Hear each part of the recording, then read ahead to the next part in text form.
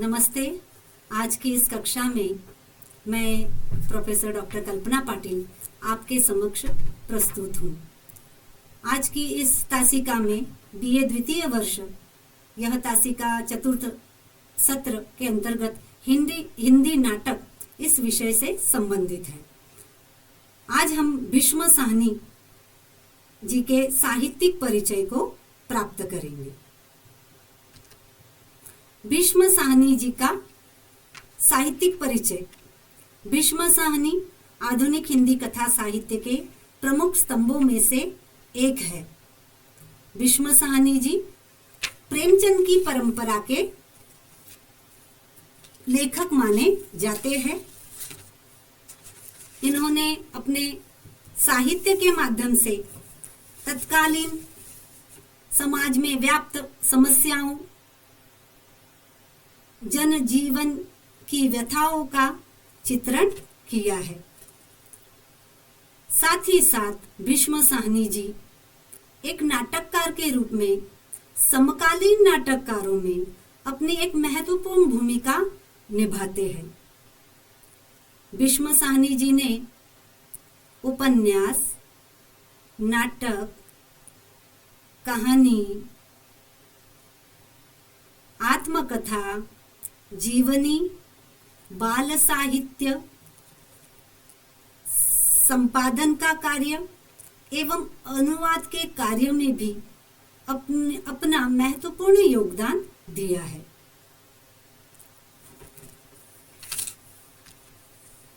उनकी लेखनी में हमें मानवीय संवेदना के साथ साथ सामाजिक सरोकार, जीवन मूल्य और यथार्थवादी दृष्टिकोण दिखाई देता है। भीष्म साहनी जी के नाटक युगीन समस्याओं और जन सामान्य की व्यथा का चित्रण उनमें दिखाई देता है। इनके नाटक की विषय वस्तु को देखने से पता चलता है कि इनके नाटकों की विषय वस्तु इतिहास, पुराण, मिथक, लोक कथा और किंवदंतियों पर आधारित है। उन्होंने अपने नाटकों के माध्यम से आज के युग की किसी न किसी मानवीय स्थिति का संवेदनात्मक रूप में उद्घाटन किया है।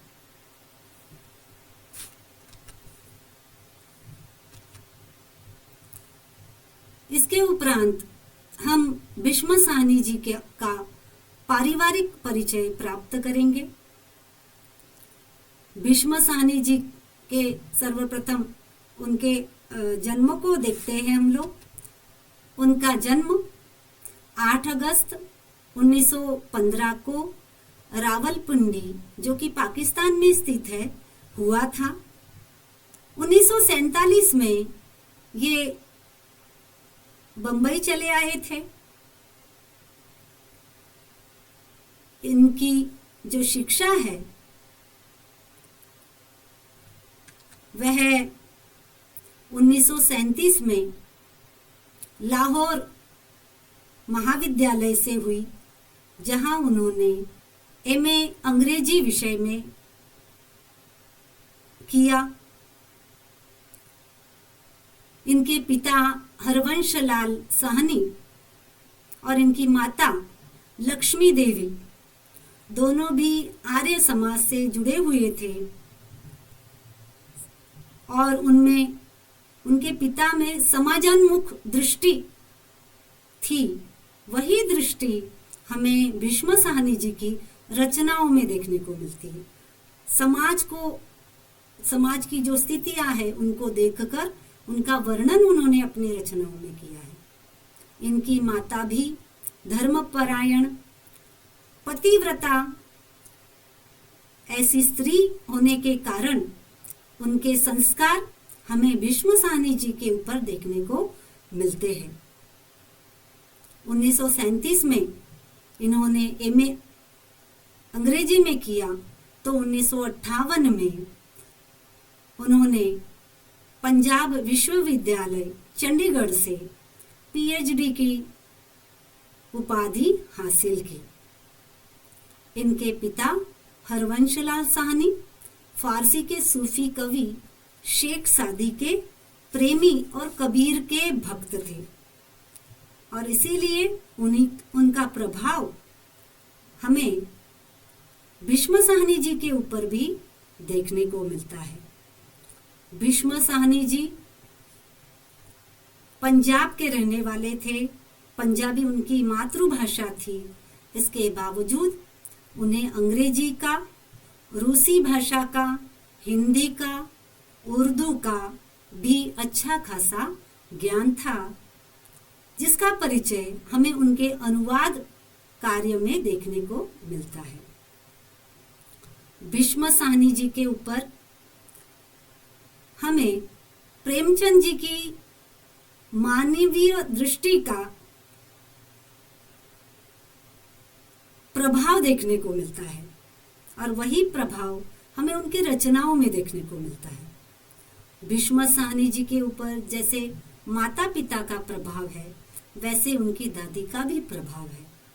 दादी बचपन में उन्हें भजन सुनाया करती थी, गीत सुनाया करती थी और कहानियां भी सुनाया करती थी। उसी सूत्र को भीष्म साहनी जी ने अपनी रचनाओं में पिरोया हुआ हमें दिखाई देता है। भीष्म साहनी के ऊपर जैसे प्रेमचंद जी का प्रभाव है, वैसे ही सुदर्शन, लेखक सुदर्शन जी, जैनेन्द्र कुमार जी, सच्चिदानंद हीरानंद वात्सायन जी और साथ ही साथ यशपाल जी का भी भीष्म साहनी जी के साहित्य व्यक्तित्व पर प्रभाव दिखाई देता है। भीष्म साहनी जी के बड़े भाई बलराज साहनी जी का भी भीष्म जी के ऊपर अत्यंत गहरा प्रभाव रहा है, जिसका उन्होंने अपनी आत्मकथा या जीवनी में विवेचन किया हुआ दिखाई देता है। अब हम भीष्म साहनी जी के साहित्यिक परिचय से परिचित होंगे। भीष्म साहनी जी ने उपन्यास, कहानी, नाटक, जीवनी, निबंध, आत्मकथा, बाल साहित्य, संपादन का कार्य, अनुवाद का कार्य भी किया है। अब सर्वप्रथम हम उनके द्वारा लिखित उपन्यासों का परिचय प्राप्त करेंगे। उपन्यासों के अंतर्गत झरोखे, कड़िया, तमस, बसंती, मैया दास की माड़ी, कुंतो, नीलू, नीलिमा, नीलोफर ये प्रमुख उपन्यास है। किंतु इन उपन्यासों में तमस, जिसके कारण भीष्म साहनी जी हिंदी साहित्य में अपनी एक अलग पहचान रखते हैं और यह एक ऐसा उपन्यास है जिस पर भीष्म साहनी जी को अनेक पुरस्कार प्राप्त हुए हैं। ठीक उसी तरह से कहानी संग्रह के अंतर्गत भाग्य रेखा, पहला पाठ, भटकती राख, पटरिया, वाड़चू, शोभा यात्रा, निशाचर, पाली, डायन ये इनके कहानी संग्रह है, जिसमें अनेक कहानियां संकलित है। नाटक, भीष्म साहनी जी ने न केवल उपन्यास और कहानी संग्रह लिखे हैं, बल्कि उन्होंने नाटक में भी अपनी लेखनी चलाई है और इनके नाटक हिंदी साहित्य में अपनी एक अलग पहचान बनाए हुए हैं। इनका पहला ही नाटक हानुश, जो अत्यंत महत्वपूर्ण नाटक है, जो उन्होंने अपने मित्र निर्मल वर्मा के साथ जब वे चेकोस्लोवाकिया की राजधानी प्राग में गए थे, वहां उन्होंने जो घड़ी देखी और उसके द्वारा उन्होंने जो जानकारी प्राप्त की, उसके आधार पर उन्होंने वो नाटक लिखा हुआ है। दूसरा उनका नाटक कबीरा खड़ा बाजार में, जो कि इस चतुर्थ सत्र में पाठ्यक्रम में रखा गया है। तीसरा माधवी नाटक, अगला नाटक मुआवजे, उसके अगला नाटक जो कि पांचवा नाटक है उसका शीर्षक है रंग दे बसंती चोला, और अगला नाटक है आलमगीर। इस तरह से नाटकों के क्षेत्र में भीष्म साहनी जी ने समाज में व्यक्त, समाज में दिखाई देने वाले अलग अलग तथ्यों को कहिए, पात्रों को कहिए, उन्होंने लिया है। लेकिन जैसा कि मैंने पहले बताया है कि उनके नाटकों की विषय वस्तु में इतिहास, पुराण, लोक कथा, मिथक और किंवदंतियों पर आधारित इनके नाटक रहे हैं। और वैसे ही स्थिति इनके नाटकों में हम लोगों को दिखाई देती है। कुछ नाटक ऐतिहासिक है तो कुछ उनके नाटक पुराण को लिए हुए हैं। इसके साथ ही साथ जीवनी की अगर बात करें तो भीष्म साहनी जी की जीवनी का शीर्षक अत्यंत ही आकर्षक है, जो कि उनके भाई के नाम पर है, बलराज माय ब्रदर, क्योंकि बलराज साहनी जी का एक अभिनेता के रूप में फिल्मी जगत में महत्वपूर्ण भूमिका रही है। और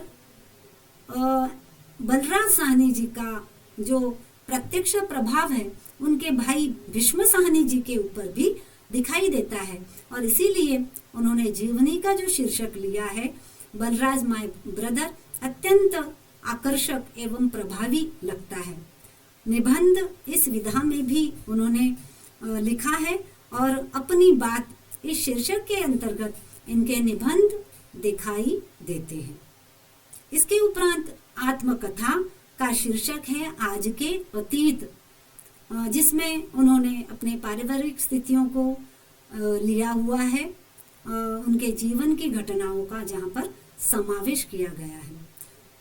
भीष्म साहनी जी केवल आत्मकथा तक ही नहीं रुकते, तो उन्होंने बाल साहित्य पर भी अपनी लेखनी चलाई है, और गुलेल का खेल तथा वापसी ऐसे दो कृतियों के माध्यम से बाल साहित्य पर प्रकाश डाला है। इन्होंने संपादन का भी कार्य किया है। साहित्यकार नामक पत्रिका इसके अंतर्गत और नई कहानियां नामक पत्रिका का संपादन इन्होंने किया है। साथ ही साथ मेरे साक्षात्कार और आधुनिक हिंदी उपन्यास नामक पुस्तकों का भी संपादन कार्य इन्होंने बखूबी किया है। अनुवाद कार्य, जैसे कि मैंने आप लोगों को बताया कि भीष्म साहनी जी को न केवल अंग्रेजी भाषा का ज्ञान था, बल्कि रूसी, पंजाबी, उर्दू, हिंदी भाषा का भी ज्ञान था, और इसीलिए इन्होंने ढेर सारा अनुवाद कार्य किया हुआ दिखाई देता है, जिसमें लगभग 2 दर्जन रूसी पुस्तकों का हिंदी में अनुवाद है, और हिंदी एवं पंजाबी की कई कहानियों का अनुवाद भीष्म साहनी जी ने अंग्रेजी में किया है। हिंदी साहित्य में महत्वपूर्ण योगदान के लिए भीष्म साहनी जी को उनके उपन्यास तमस के लिए 4 बार पुरस्कार दिए गए हैं। सबसे पहले 1975 में साहित्य अकादमी पुरस्कार, उसके उपरांत इसी कृति पर 1980 में एफ्रो एशियन राइटर्स एसोसिएशन का लोटस अवार्ड, इसी कृति पर 1983 में सोवियत लैंड नेहरू अवार्ड, और 1998 में भारत सरकार के पद्म भूषण अलंकरण से इन्हें अलंकृत किया गया है। इस तरह से भीष्म साहनी जी हिंदी साहित्य में अपने साहित्य कृतियों के माध्यम से बहुत महत्वपूर्ण स्थान रखते हैं, क्योंकि उन्होंने किसी एक विधा पर न लिखकर अलग अलग विधाओं पर, जो कि गद्य की विधाएं हैं, और इसीलिए हमारा हिंदी साहित्य जो है इनके लेखन कार्य से समृद्ध हो गया है। भीष्म साहनी के बारे में यह बताना भी जरूरी है कि इन्होंने लेखन की शुरुआत स्वतंत्रता प्राप्ति के दौर में की थी, किंतु नाटक लेखन की शुरुआत उन्होंने 8वें दशक से की हुई है। हिंदी साहित्य में भीष्म साहनी जी जो है देखें तो पता चलता है कि नाटक और रंगमंच के प्रति इनका जो लगाव है वो बचपन से ही था और विभिन्न परिस्थितियों में यह लगाव आजीवन बना रहा है। और इसका मुख्य श्रेय इनके बड़े भाई बलराज साहनी जी को जाता है, क्योंकि वे इनके साथ बंबई में रहे। साथ ही साथ चौथी कक्षा में स्कूली नाटक श्रवण कुमार में भी इन्होंने नायक की भूमिका की। मतलब बचपन में जब वे चौथी कक्षा में थे भीष्म साहनी जी, तभी उन्होंने श्रवण कुमार इस नाटक में नायक की भूमिका की। और इस तरह से हम लोग देखते हैं कि बचपन से ही उनमें अभिनय के गुण हम लोगों को दिखाई देते हैं। जब वे 1937 में लाहौर के कॉलेज में एमए कर रहे थे अंग्रेजी साहित्य में, तभी वे वहां के नाट्य दल के सक्रिय सदस्य के रूप में भी कार्य कर रहे थे। और इन्होंने 2 नाटकों में बूढ़ी स्त्रियों के जो किरदार है वे सफलतापूर्वक निभाए हैं। बंगाल अकाल के दिनों में रावलपिंडी में हुई इप्टा जो संस्था है इंडियन पीपल थिएटर एसोसिएशन की, इसके नाट्य प्रदर्शन से वे इतने प्रभावित हुए कि जिंदगी भर भीष्म साहनी जी इप्टा से जुड़े रहे।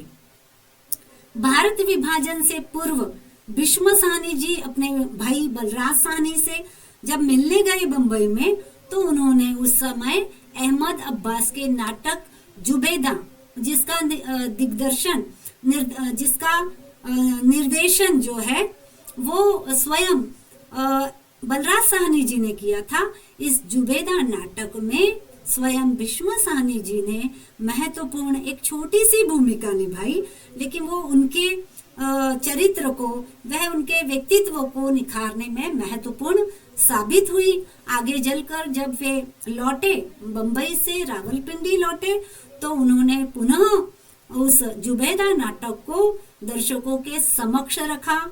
इप्टा जो नाट्य संस्था थी उसके भी समक्ष उन्होंने रखा। इस तरह से हम लोग देखते हैं कि भीष्म साहनी जी का नाटक के साथ जुड़ाव बचपन से ही रहा है और इसीलिए वे पहले कहानी साहित्य की ओर उनका रुझान था, लेकिन बाद में हम लोग देखते हैं कि उनका जो रुझान है वो नाट्य विधा की ओर गया और उन्होंने बहुत अच्छे नाटक न केवल लिखे बल्कि उनका मंचन भी किया है। सहमत और जननाट्य मंच के नुक्कड़ नाटकों के साथ भी भीष्म साहनी जी सक्रिय रूप से जुड़े रहे। इतना ही नहीं, राष्ट्रीय नाट्य विद्यालय के वे वाइस चेयरमैन रहे और 1976 से 1986 तक राष्ट्रीय प्रगतिशील लेखक संघ के महासचिव 10 वर्षों तक भीष्म साहनी जी बने रहे हैं। इतना ही नहीं, भीष्म साहनी जी दिल्ली की जो नाट्य मंडली प्रयोग है उसके अध्यक्ष भी रहे हैं और अध्यक्ष होने के नाते उन्होंने वहां पर अनेक नाटकों का मंचन भी किया। वे नाटक है आपका हनुष, कबीरा खड़ा बाजार में और माधवी। इतना ही नहीं, गुंजन, गांधी, मोहन जोशी हाजिर हो जैसी प्रसिद्ध फिल्मों में भी उन्होंने चर्चित भूमिकाएं अदा की है। इस तरह से हम लोग देखते हैं कि भीष्म साहनी जी नाट्य क्षेत्र में उनका रुझान, उनकी दिलचस्पी होने के कारण उन्होंने अनेक धारावाहिकों में भी सफल भूमिका निभाई है। तमस जो कि उपन्यास है, इस उपन्यास पर आधारित धारावाहिक में स्वयं भीष्म साहनी जी ने सरदार हरनाम सिंह का किरदार बखूबी निभाया, जिसे बहुत लोगों ने उसकी तारीफ की और उसकी चर्चा भी साहित्य जगत में हुई। ऐसे भीष्म साहनी जी एक न केवल नाटकों में उन्होंने अपनी भूमिकाएं निभाई है, बल्कि धारावाहिकों में भी उन्होंने अच्छा कार्य, अच्छा अभिनय किया हुआ दिखाई देता है।